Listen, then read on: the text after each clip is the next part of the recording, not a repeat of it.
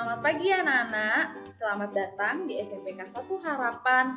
Kembali lagi kita bertemu di tahun pelajaran 2020-2021. Pada pagi hari ini, Bu Erni akan menyampaikan sosialisasi materi kelas 9 semester 1. Oke, beberapa hal yang akan Bu Erni sampaikan berkenaan dengan proses pembelajaran daring. Yang pertama, kurikulum dan silabus yang digunakan tetap mengacu pada kurikulum 2013. Yang kedua, proses belajar mengajar pada semester 1 diawali pada tanggal 20 Juli 2020. Yang ketiga, kegiatan belajar masih dilaksanakan secara daring. Jika nanti ada surat edaran akan sekolah normal akan disampaikan kemudian. Yang keempat, jadwal pelajaran dan pedoman belajar daring akan dikirim setelah sosialisasi. Kelima, anak-anak harus patuh dengan tata tertib pelaksanaan pembelajaran daring. Keenam, setiap hari kegiatan daring akan dimulai pukul 7.45 WITA dan berakhir pada pukul 12.30 WITA. Yang ketujuh, setiap hari pelaksanaan pembelajaran daring akan menggunakan pakaian sesuai dengan harinya. Jadi, jangan sampai menggunakan pakaian bebas ya. Selanjutnya, yang kedelapan, jika anak-anak tidak mengikuti kegiatan ini atau tidak mengikuti pembelajaran 2 hari berturut-turut, maka anak-anak akan dipanggil oleh guru BK. 9. Setiap materi disajikan, mohon anak-anak saksikan dengan baik. Jika ada yang tidak jelas, anak-anak silahkan buat pertanyaan. Boleh ditulis atau diketik dan dapat dikirimkan ke Google Classroom. Atau anak-anak juga dapat bertanya melalui WA pribadi Bu Erni. Segala hal yang anak-anak tanyakan akan Bu Erni jadikan sebagai nilai tambahan. Jadi bagi yang rajin mengirim, nanti Bu Erni akan menjawab pertanyaan anak-anak masing-masing. Selanjutnya, untuk penilaian seperti biasa akan ada 3 penilaian. Penilaian yang pertama pengetahuan, yang kedua keterampilan, dan yang ketiga penilaian sikap. Apa saja yang menjadi pedoman penilaian? Untuk pengetahuan, Bu Erni akan ambil nilai dari ulangan setiap bab, PTS, penilaian tengah semester, maupun PAS, penilaian akhir semester. Untuk keterampilan, Bu Erni akan ambil nilai dari tugas proyek anak-anak, kinerja, dan tugas produk. Jadi nanti akan Bu Erni sampaikan tugasnya masing-masing di Google Classroom. Dan untuk sikap, yang akan Bu Erni nilai adalah ketepatan hadir setiap hari saat absensi, dan aktif saat pelaksanaan pembelajaran daring, serta aktif bertanya. Selanjutnya untuk KKM Matematika.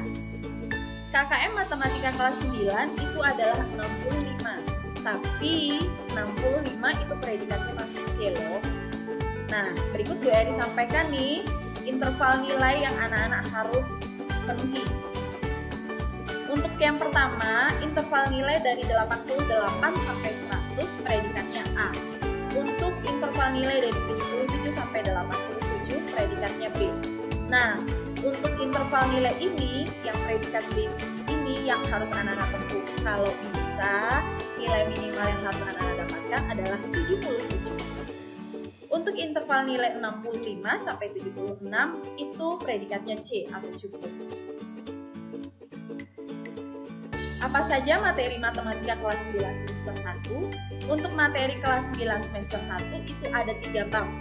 Babnya cuma 3, tapi materinya akan ada banyak sekali. Materi yang pertama, perpangkatan dan bentuk akar. Materi yang kedua, persamaan kuadrat dan fungsi kuadrat. Sedangkan materi yang ketiga itu ada transformasi. Ketentuan yang harus diperhatikan oleh masing-masing peserta didik sebelum memasuki kelas daring mata pelajaran matematika. Ketentuan yang pertama itu adalah Google Classroom. Jadi, setiap anak-anak wajib mengikuti Google Classroom untuk pelajaran masing-masing.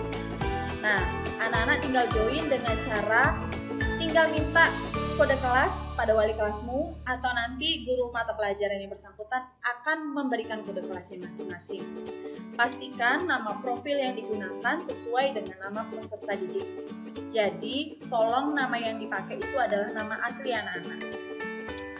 Tugas yang diberikan diselesaikan dan dikumpulkan pada hari itu juga, kecuali tugas praktek. Yang kedua, itu ada Zoom. Peserta didik dipastikan sudah mengunduh Zoom dan sign up aplikasi Zoom pada perangkat komputer atau handphone. Pastikan nama yang anak-anak pakai di Zoom sesuai dengan nama yang anak-anak daftarkan di formulir. Yang ketiga, WhatsApp. Jika ada kendala dalam materi maupun tugas yang belum dimengerti, anak-anak bisa bertanya melalui aplikasi WhatsApp.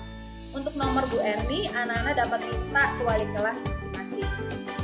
Yang selanjutnya untuk yang keempat, ada buku paket dan alat tulis.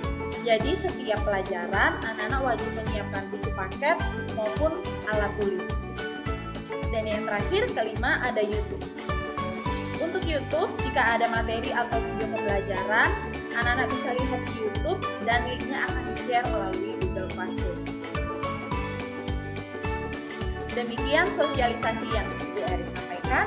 Jika ada pertanyaan, anak-anak dapat tanyakan melalui WA atau Google Classroom.